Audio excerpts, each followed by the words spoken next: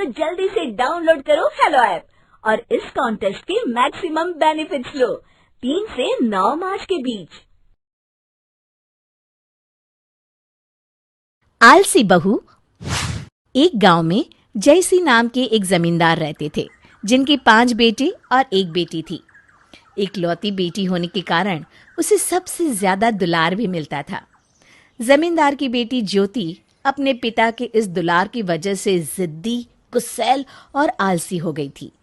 एक दिन जमींदार की पत्नी सुधा ने उनसे कहा, अजी, बेटी तो पराया धन होती है, तुम इसे इतना सिर ना चढ़ाओ, शादी के बाद कैसे निभाएगी।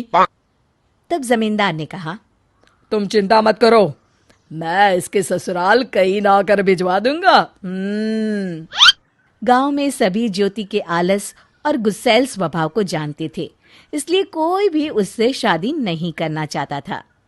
समय गुजरता जा रहा था। एक दिन जमींदार ने गांव के सबसे होनहार लड़के रवि को बुलाया और कहा, देखो वीर, तुम्हारे पिता भोला राम ने मुझसे जो कर्ज लिया है, तुम उसे आज तक चुका रहे हो।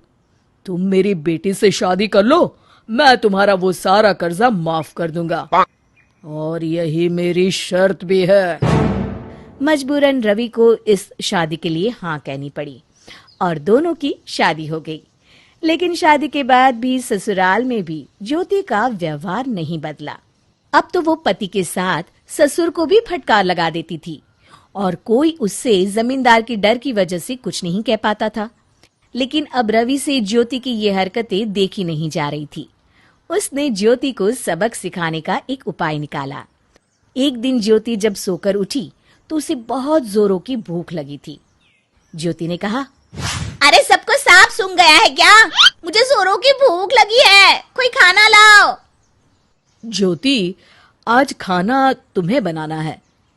ज्योति रुआंसी होकर कहने लगी, ना बाबा ना, इस कड़ाके की ठंड में मुझसे खाना वाना नहीं बनेगा। हाँ, अच्छा ठीक है, खाना मैं बना लूंगा, बस रसोई में तुम मेरी थोड़ी मदद कर देना। अब रवि की बात मानने के अलावा ज्योति के पास कोई चारा नहीं था। दोनों ने मिलकर खाना बनाया। रवि खाना खाने के बाद कहता है, ज्योति, मैं खेत पर जा रहा हूँ काम करने, तुम घर में चौकस रहना। हाँ, चौकस? वो क्यों? तुम्हें ये बात नहीं पता, लेकिन दिन में प्रेत यहाँ से गुजरते हैं और जो भी उनकी तरफ देखता है वो उसे नोच डालते हैं। ज्योति डर गई। नहीं नहीं, तब तो मैं यहाँ नहीं रहूंगी। तो क्या तुम मेरे साथ खेत चलोगी? मैं इस ठंड में बाहर नहीं जा सकती। लेकिन एक बात तो बताओ, ये प्रेत तुम्हारे सामने क्यों नहीं आते? मेरे सामने भी आते हैं, पर जो उनकी तरफ देखता है या उनसे आंख मिलाता है, प्रेत उसी पर हावी हो जाते हैं। इसीलिए तो हम अपने दिन भर के काम में इतना व्यस्त रहते हैं ताकि उनकी तरफ देखने का समय ना मिले। अच्छा, अब मैं जा रहा हूँ। इतना कहकर रवि खेतों की ओर चल दिया। घर में खाली बैठी ज्योति को अब ये सोचकर डर लगने लगा। उसने सोचा, हे भगवान, अब मैं क्या करूं? यहाँ अकेले मुझे काम करते रहना चाहिए ताकि मेरा भी ध्यान प्रेत पर न जाए। अब बिना माँ के काम करना ज्योति की मजबूरी बन गई थी। वो डर से खाली भी नहीं बैठ सकती थी। उसने मन में सोचा, रवि के आने से पहले क्यों ना खाना ही बना लूं। उस रात को खाना ज्योति ने बनाया। रवि जब घर आया तो देखा पूरा घर साफ होने के साथ साथ रात का खाना भी बन गया है। ये देखकर वो बहुत ही खुश हुआ। ज्योति ने कहा, आज प्रेत नहीं आए जी, मैं पूरा दिन काम में ही जुटी रही। हाँ, तभी शायद वो बगल से निकल गए होंगे। इसके बाद अब रोज ज्योति डर के मारे काम करने लगी और धीरे धीरे उसका स्वभाव बदल गया। 2 महीने निकल गए और एक दिन जमींदार अपनी पत्नी के संग अपनी बेटी ज्योति से मिलने आए। ज्योति को देख वो दंग रह गए। वो तो भाग भाग कर घर का सारा काम कर रही थी। उसके शरीर में बिल्कुल भी आलस नहीं था।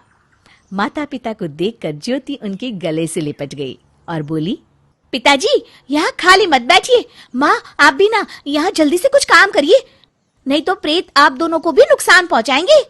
जमींदार को बेटी की बात माननी पड़ी और वो आंगन में रखे भूसे को घर में रखने लगे। शाम को जब रवि और उसके पिता खेत से लौटे तो दोनों अचंभित खड़े देखते रह गए। किसान ने जमींदार से क्षमा मांगी। मुझे तो कुछ समझ में नहीं आ रहा है।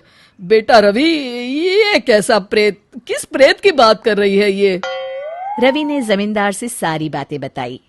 पिताजी, मुझे माफ करिएगा, लेकिन मैंने ज्योति के आलस को दूर करने के लिए ये प्रेत वाला झूठ बोला था, और भोली भाली ज्योति प्रेत वाली बात को सच मानकर खाली बैठने से डरने लगी और काम करने लग गई। अब देखिए ना, आपकी बेटी कितनी मेहनती और समझदार हो गई है। रवि की समझदारी और चालाकी से ज्योति के माता पिता बहुत खुश थे और सभी प्रेत वाली बात पर हंसने लगे।